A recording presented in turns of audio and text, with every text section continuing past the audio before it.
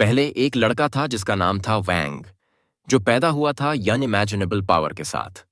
और उसने फैसला किया कि वो अपनी पावर को हमेशा के लिए छुपाएगा। उसके पेरेंट्स ने उसे एक एम्यूलेट और एक पिल दी ताकि वो अपनी पावर को सप्रेस कर सके। लेकिन जब उसकी क्लोज फ्रेंड सन रॉन्ग को फेटल चोट लगती है तो वैंग गुस्से में आकर दुनिया को हजारों बार रीसेट करने की कोशिश करता है ताकि वो उसे वापस ला सके। आखिरकार सन रॉन्ग वापस आ जाती है, लेकिन वांग की वजह से जो डैमेज हुआ था उसे अंडू करने के लिए टाइम को रिवर्स करना पड़ता है और सन रॉन्ग को उनके साथ बिताया गया समय याद नहीं रहता। कहानी आगे बढ़ती है जब वांग के पापा उसके गले में नया पावर सप्रेसिंग एम्यूलेट पहनाते हैं। फ्रॉगी राहत की सांस लेता है कि अब वांग की डिस्ट्रक्टिव पावर से दुनिया सेफ है और उसे दोबारा ऐसा बेवकूफी वाला काम न करने की सलाह देता है। नेचर के लॉ के खिलाफ जाकर बार बार दुनिया को रिस्टार्ट करना दुनिया की स्पिरिचुअल फोर्स के टोटल वैल्यू को बहुत नुकसान पहुंचा चुका है। बाद में ये समझाता है कि लान को कस्टडी में ले लिया गया है और शैडो फैक्शन को खत्म कर दिया गया है, लेकिन उन्होंने अब तक ये पता नहीं लगाया कि सन रॉन्ग को मारने के लिए उन्हें किसने हायर किया था। ये का सुपीरियर बताता है कि एक स्पेस स्टेशन ने स्टूडेंट्स के टेस्ट के दौरान एक स्पिरिचुअल फोर्स सुनामी डिटेक्ट की थी जिससे इकोनॉमी पर बुरा असर पड़ा। हम देखते हैं कि वैंग की रीसेंट हरकतों की वजह से धीरे धीरे दुनिया की स्पिरिचुअल फोर्स कम होती जा रही है। स्पेस स्टेशन के एनालिस्ट्स परेशान हैं क्योंकि ये वैल्यू बहुत कम हो गई है, 4.8। ये की मीटिंग खत्म होती है, लेकिन उसका सुपीरियर अनाउंस करता है कि अपकमिंग सोर्ड कंपटीशन कैंसिल कर दी गई है। फैक्शन 59 के स्टूडेंट्स डिसअपॉइंटेड हैं, लेकिन समझते हैं कि शायद वे वैसे भी ज्यादा आगे नहीं जा पाते क्योंकि वैंग उनकी टीम को पीछे खींच रहा था। वांग के दोस्त नोटिस करते हैं कि कंपटीशन जीतने के बाद से वो बहुत क्वाइट है, लेकिन असल में वो बस पीस एंजॉय कर रहा है, बिना यह जाने कि उसकी किस्मत में कुछ और ही लिखा है। मिस पैन आती हैं और खुश होती हैं कि सभी ने समर ब्रेक के दौरान अपना असाइनमेंट कंप्लीट किया है और अब सभी से एक्सपेक्टेशन है कि वो इंटरमीडिएट फेज तक पहुंच चुके होंगे।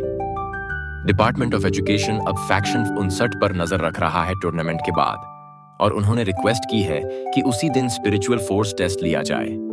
जो इंटरमीडिएट फेज तक नहीं पहुंचेगा उसे एलीट क्लास से निकाल दिया जाएगा। मिस पैन कहती हैं कि जो ऑर्डिनरी स्टूडेंट्स अच्छा परफॉर्म करेंगे उन्हें एलीट क्लास में प्रमोट किया जाएगा। चेन अभी अभी इंटरमीडिएट फेज में ब्रेक थ्रू कर चुका है और सन रॉन्ग तो काफी पहले ही पहुंच चुकी थी। हगू बाकियों का मजाक उड़ाता है कि उन्होंने सारा समर सिर्फ आलस किया। अब सब वैंग को लेकर वरीड हैं, खासकर सन रॉन्ग, जो अपनी स्पिरिचुअल एनर्जी उसे देने की ऑफर करती है। चेन बताता है कि उसने एक स्पेशल मूव सीखी है जो वैंग को ब्रेक थ्रू करने में हेल्प कर सकती है। वांग के दो दोस्त इस पर लड़ पड़ते हैं कि कौन सा सॉल्यूशन बेटर है, लेकिन वांग उनकी बातों को इग्नोर करता है। बाद में हागू बताता है कि उसने फाउंडेशन पिल्स बनाना सीख लिया है जो 1 घंटे तक स्पिरिचुअल एनर्जी बूस्ट करती हैं। हागू वांग को याद दिलाता है कि उन्होंने पहले भी मिलकर पिल्स बनाई थीं और वो हेल्प करने को तैयार है, पर वांग को पता चल जाता है कि हागू खुद अभी इंटरमीडिएट फेज में नहीं पहुंचा। हागू उसे इमोशनल ब्लैकमेल करता है कि अगर वो एलीट क्लास से निकाला गया तो उसके पेरेंट्स उसकी टांगें तोड़ देंगे। वैंग उसकी मदद करने को मान जाता है और फ्रॉगी को ढूंढते हैं ताकि वो अपनी स्पीड अप एबिलिटी से उन्हें पिल मेकिंग में हेल्प कर सके। उसी समय प्रोफेसर जुक कॉन्ग समझा रहे होते हैं कि एक टेस्ट होगा जिसका नाम है डूम्सडे, जिसमें स्टूडेंट्स को इंडिविजुअली एक फॉर्मेशन के सेंटर में खड़ा किया जाएगा और सिस्टम उनकी स्ट्रेंथ के हिसाब से एक पावर स्टॉर्म जनरेट करेगा। अगर लाइटनिंग बोल्ट लगने के बाद भी स्टूडेंट का बॉडी एक्सप्लोड नहीं होता तो वो टेस्ट पास मान लिया जाएगा। पहले स्टूडेंट को बुलाया जाता है और वो मिजरेबली हो जाता है। सन रॉन्ग पूछती है कि वांग कहाँ है और हम देखते हैं कि वो और हागू फाउंडेशन पिल्स बना रहे हैं। हागू गलत तरीके से याद करता है कि वांग ने कभी उसकी ग्रेट सैक्रिफाइस की थी, लेकिन वांग को याद नहीं कि ऐसा कुछ हुआ था। तभी मिस पैन उनके पास आ जाती हैं और उन्हें शर्टलेस देखकर पूछताछ करती हैं। हागू झूठ बोलता है कि वो स्विमिंग पूल में गिर गया था और उनके कपड़े सूख रहे हैं। मिस पैन फर्नेस जलते देखती है, लेकिन हागू जल्दी से पिल्स छुपा देता है और कहता है कि वो सिर्फ सॉक्स सुखा रहे थे। मिस पैन चली जाती हैं, लेकिन हागू बताता है कि उसने पिल्स अपने स्टमक में छुपा ली हैं। शाबाश! 2 पिल्स बहुत ज्यादा साबित होते हैं, लेकिन लकीली वैंग उसे स्टेबलाइज कर देता है। हागू जैसे ही टेस्ट के लिए बुलाया जाता है, पिल्स का असर खत्म हो चुका होता है। वो फेल होने की माफी मांगता है, लेकिन सरप्राइजिंगली पास हो जाता है और सोचता है कि शायद पिल्स ने उसकी मदद की। चेन बताता है कि असल में वैंग के एक पंच ने उसे ब्रेक थ्रू करवाया था। अब जुक कॉन्ग वांग को बुलाते हैं। हागू डरता है कि वांग भी फेल हो जाएगा क्योंकि उसने भी पिल खा ली थी। लेकिन जुक कॉन्ग एक्सप्लेन करता है कि वांग के लो फोर्स वैल्यू के कारण एक्सेप्शन दिया गया है और उसे हार्ड हैट पहनने की इजाजत है। टेस्ट शुरू होता है और चेन एक फ्लॉ पॉइंट आउट करता है। फॉर्मेशन में पावर रिलीज की अपर लिमिट है लेकिन टाइम लिमिट नहीं, क्योंकि किसी ने कभी इमेजिन नहीं किया था कि वांग जैसा कोई इसे लेगा। सभी लोग टेंशन में आ जाते हैं क्योंकि लाइटनिंग बोल्ट अनयूजुअली लॉन्ग चलता रहता है और जुक कॉन्ग उसे बंद करने की कोशिश करता है। वांग की स्पिरिचुअल फोर्स सेमिंग लेस होती है, जिससे सिटी पर नेगेटिव इफेक्ट पड़ता है और स्पेस स्टेशन में लोग देखते हैं कि स्पिरिचुअल फोर्स वैल्यू फिर से ड्रॉप हो गई है। वैंग के पास एक आइडिया आता है और वो अपनी स्पिरिट सोर्ड सन रोंग को देता है। स्पेस लूप से वो सन रोंग से बात करता है और कहता है कि सोर्ड एक इंसुलेटर की तरह काम करेगा। सन रोंग सोर्ड से टेस्ट को रोक देती है लेकिन थोड़ा ज्यादा डैमेज कर देती है। चेन सोचता है कि सन रोंग ने गॉड लाइक पावर डेवलप कर ली है, लेकिन असल में वो वैंग की थी।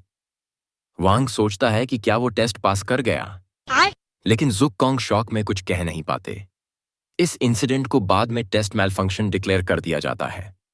जेन की पावर से हुआ आफ्टरमैथ दिखाया जाता है, जिसमें उसने स्पेस में क्रैक बना दिया था। उस क्रैक से ह्यूमन वर्ल्ड की स्पिरिचुअल इंपल्सेस दूसरे वर्ल्ड में डिस्पर्स होने लगती हैं। उस वर्ल्ड को रूल करता है एम्परर ऑफ डीमंस। एक डीमन मास्टर उसे बताता है कि ह्यूमन वर्ल्ड ही उनके वर्ल्ड की डिस्टर्बेंस की वजह है। एम्परर को याद आता है कि उसने अर्थ को कॉन्कर करने के लिए एक डीमन किंग भेजा था और डीमन मास्टर अब बताता है कि वो उसका अप्रेंटिस था, जायंट फ्रॉग। डीमन किंग्स में वो सबसे ज्यादा खतरनाक है, लेकिन एम्परर गुस्से में है कि उसने अभी तक अर्थ को क्यों नहीं कैप्चर किया। अब तो अर्थ की स्पिरिचुअल एनर्जी इतनी कम हो गई है कि वो उनके वर्ल्ड से एनर्जी खींच रहा है। एम्परर और फ्रस्ट्रेट होता जाता है और डीमन मास्टर डिसाइड करता है कि वो खुद जाकर अपने अप्रेंटिस को संभालेगा। बाद में वैंग एक शांत दिन एंजॉय कर रहा होता है जब फ्रॉगी आता है और कहता है कि वो बस अपने बहुत अच्छे दोस्त वांग से मिलने आया है। स्कूल में मिस पैन भी वांग से मिलने की तैयारी कर रही होती हैं, क्योंकि उसकी परफॉर्मेंस स्कूल में बहुत खराब रही है और साथ ही उसका फोर्स वैल्यू टेस्ट पूरे शहर में डैमेज का बड़ा बिल ले आया है। जुक कॉन्ग कहता है कि वो साथ नहीं जाएगा क्योंकि उसके पर्सनल मैटर्स हैं। तभी डीमन मास्टर आता है और फ्रॉगी को मैसेज भेजने की कोशिश करता है, लेकिन फ्रॉगी वो बात वैंग से छुपा लेता है। डीमन मास्टर उस स्कल में लगे जीपीएस से फ्रॉगी की लोकेशन ट्रैक करता है और उसे ढूंढने निकल जाता है। फ्रॉगी चेन को समझाता है कि उसका मास्टर डेमन वर्ल्ड की सारी ज्ञान का संग्रह है, एक प्राचीन डीमन जो 1 मिलियन साल तक जिया है। वो फ्रॉगी का बहुत ही खराब इंस्ट्रक्टर था और फ्रॉगी आज भी उसकी नाइटमेयर्स देखता है। वैंग सुन लेता है और रियलाइज करता है कि फ्रॉगी बस अपने मास्टर से छुप रहा है। वैंग के पापा बताते हैं कि उन्होंने एक नया एम्यूलेट तैयार किया है जो पुराने वाले के इमोशन सप्रेशन इफेक्ट को फिक्स कर सकता है।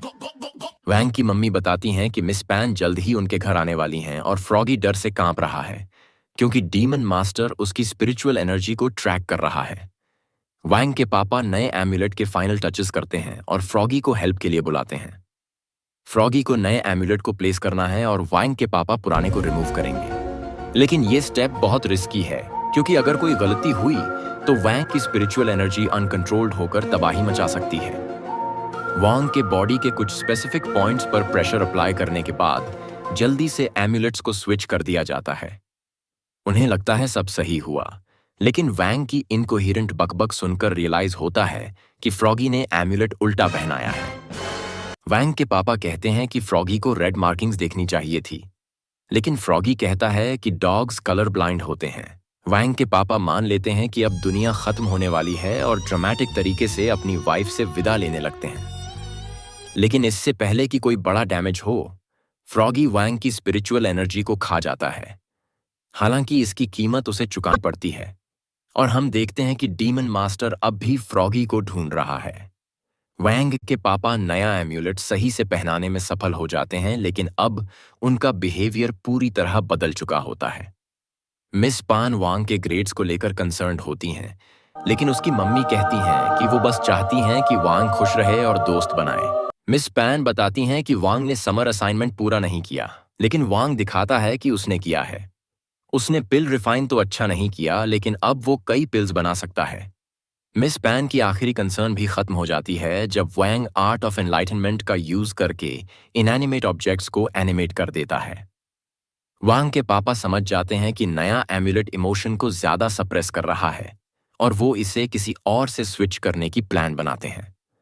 वैंग की मम्मी मिस पैन का ध्यान डिस्ट्रैक्ट करती हैं और फ्रॉगी स्विच की तैयारी करता है।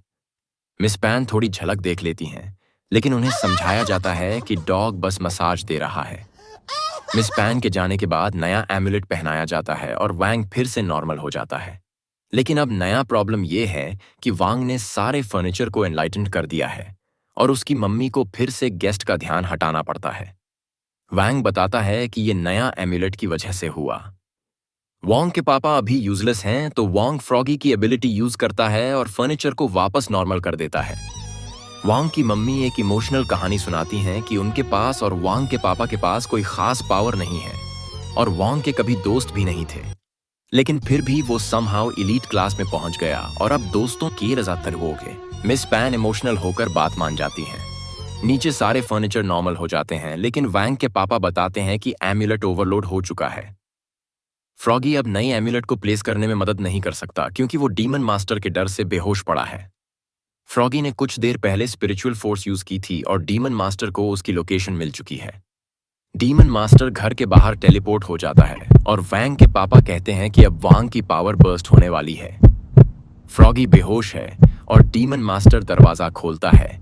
उसी समय वांग की पावर का एक बीम बाहर आता है और डीमन मास्टर पूरी तरह वाइप आउट हो जाता है। वो समहाउ मिस पैन से सब कुछ छुपा लेते हैं और वो टीचिंग के बारे में एक नई सोच के साथ घर से चली जाती हैं। फ्रॉगी जागता है और देखता है कि नया एम्यूलेट पहनाया जा चुका है, लेकिन शॉक्ड होता है जब उसे अपने पुराने मास्टर का एक रेमनेंट दिखता है। बाद में हम देखते हैं एक प्लेस जिसे कहा जाता है सॉर्ड लाइनर और उसमें कुछ पैसेंजर्स होते हैं। एक औरत जिसका नाम है यू यू अपनी खूबसूरती से सबको स्टन कर देती है। उसका साथी उसे याद दिलाता है कि वो मिशन पर हैं और उसे पब्लिक में अपने ब्यूटिफिकेशन आर्ट का यूज नहीं करना चाहिए। उन्हें महसूस होता है कि 7 स्टार स्क्वाड उन्हें ऑब्जर्व कर रही है। एक फ्लाइट अटेंडेंट यूयू से कहती है कि वो बैठ जाए और सीट बेल्ट पहन ले, लेकिन यूयू को लगता है कि वो इतनी पावरफुल है कि उसे ये सब करने की जरूरत नहीं। लेकिन तभी एक एक्सप्लोजन होता है। उसका साथी उसे बचाने की कोशिश करता है, लेकिन फेल हो जाता है और यूयू उससे अलग हो जाती है। ये पुरानी कहानी हागू बता रहा होता है और कहता है कि वो आदमी जिसे आइडल ब्यूटी कहते हैं वो दुनिया का नंबर 1 असैसिन है, लेकिन क्रैश के बाद से 10 सालों से उसे किसी ने नहीं देखा। अब रूमर है कि उसे उनके स्कूल के आसपास देखा गया है। मिस पैन बताती हैं कि एक ऑर्डिनरी स्टूडेंट ने स्पिरिचुअल फोर्स टेस्ट में एक्सेप्शनली परफॉर्म किया है और उसे एलीट क्लास में प्रमोट किया गया है। उसका नाम है लिन और वांग इंस्टेंटली उसे रिकॉग्नाइज करता है। वो उसी ऑल्टरनेट वर्ल्ड से है जिसे उसने क्रिएट किया था। सन रॉन्ग गलती से समझती है कि वांग उसे देख रहा है। मिस पैन बताती हैं कि लिन बहुत स्मार्ट है, लेकिन उसकी फैमिली को कुछ और जगह डिफिकल्टीज हैं। कहीं और जुकॉन धीरे धीरे उस लड़की के पास पहुंचता है जिसे लोग सुपर असैसिन कहते हैं। जुकॉन्ग उसे कहता है कि वो खुद को सरेंडर कर दे और फिर बस एक गहरी सांस लेकर सोचता है कि वो पिछले 10 सालों से आखिर थी कहां। लेकिन असल में जिससे वो बात कर रहा होता है वो एक बॉम्ब होता है और हम देखते हैं कि असली यूयू वापस स्कूल में है। वो बताती है कि जुकॉन्ग उसकी बहुत ही ऑब्वियस ट्रिक में फंस गया था जो सिर्फ उसे फंसाने के लिए थी, और फिर वो बताती है कि उसका असली मकसद अपनी बहन लुआन से मिलना है। लड़के एक रूमर पर बात करते हैं कि लान को उनके स्कूल में कैद किया गया है, लेकिन चेन बताता है कि वहां की सिक्योरिटी इतनी खराब है कि ऐसा होना पॉसिबल नहीं है। तभी उन्हें पुराने फोटो में दिखने वाली वही लड़की दिखती है और वे उसे फॉलो करते हैं, लेकिन जल्दी ही उसे खो देते हैं। वैंग नोटिस करता है कि जिस रूम में वे हैं वहां कोई रह रहा है। सबको लगता है कि ये दुनिया का नंबर 1 असैसिन आइडल ब्यूटी का ही कमरा है। तभी कोई आता है और सब डरकर छिप जाते हैं, लेकिन चेन के डरने पर उन्हें खुद को रिवील करना पड़ता है। लिन गुस्से में फ्यूरियस हो जाती है कि कुछ परवर्ट्स उसके रूम में छिपे हुए थे और गुस्से में एक स्टैचू को मार देती है।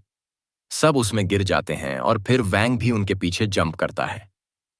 दूसरी तरफ योयू अपनी बहन लुआन से मिलती है और बताती है कि गार्ड्स उसे रोक नहीं पाए।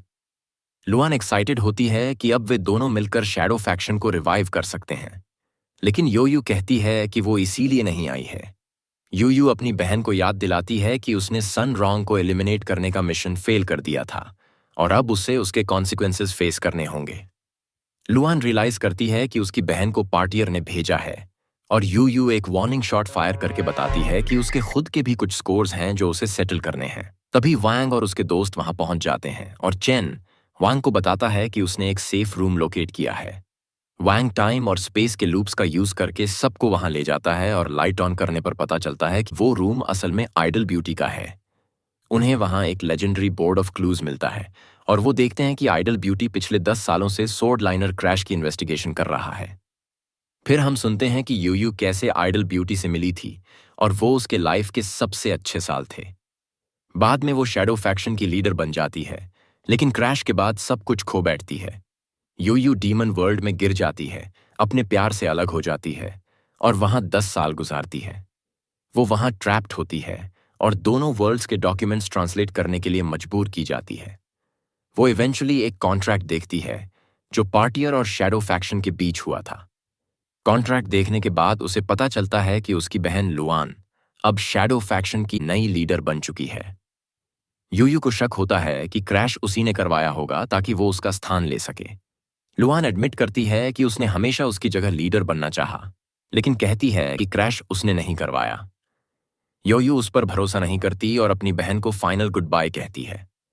तभी जुक कॉन्ग वहां टाइमली पहुंचता है और बताता है कि वो गलत फहमी में है। फिर हमारा ग्रुप 10 साल पहले हुई घटनाओं को ब्रेक डाउन करता है। सबसे पहले क्रैश हुआ ठीक स्कूल के ऊपर। दूसरा, उसी समय डीमन लॉर्ड जायंट फ्रॉग पृथ्वी पर आया। तीसरा, मास्टर यी ने उस फ्रॉग को हराया। वैंग को तब याद आता है कि असल में वो खुद था जिसने फ्रॉग को हराया था। डीमन किंग के एराटिक अटैक ने सोर्ड लाइनर को हिट किया था और वैंग ने ही उसे क्रैश होने से रोका था। यूयू स्वेप्ट अवे हो जाती है, लेकिन वांग सोर्ड लाइनर को लैंड कर देता है और आइडल ब्यूटी एगनी में चिल्लाता है। हमारा ग्रुप दुखी हो जाता है जब उन्हें समझ आता है कि आइडल ब्यूटी ने उसी जगह अपनी बेस बनाई जहां वो गायब हुई थी और उसने 10 साल इंतजार किया। जुक कॉन्ग अपनी खोई हुई लव को सब एक्सप्लेन करता है और वो नोटिस करती है कि उसका वजन बहुत बढ़ गया है। जुक कॉन्ग बताता है कि उसे खोने का दर्द छिपाने के लिए वो लगातार खाना खाने लगा और उसकी मोटी बॉडी उसके हैवी इमोशंस का रिफ्लेक्शन है। दोनों एक टेंडर मोमेंट शेयर करते हैं और लुआन, जो सब कुछ विटनेस कर रही होती है कि वो ये सब नहीं देख सकती और चाहती है कि उसे असैसिनेट कर दिया जाए। जुक कॉन्ग अपना वादा निभाता है और दोनों सितारों और चांद को देखने निकल पड़ते हैं। हमारा ग्रुप हाइडआउट से बाहर निकल आता है और उन्हें रीयूनाइटेड कपल को देखकर सरप्राइज होता है। और यहीं ये वीडियो खत्म होती है। याद रहे, लाइक और सब्सक्राइब जरूर करें और अगली बार फिर मिलते हैं।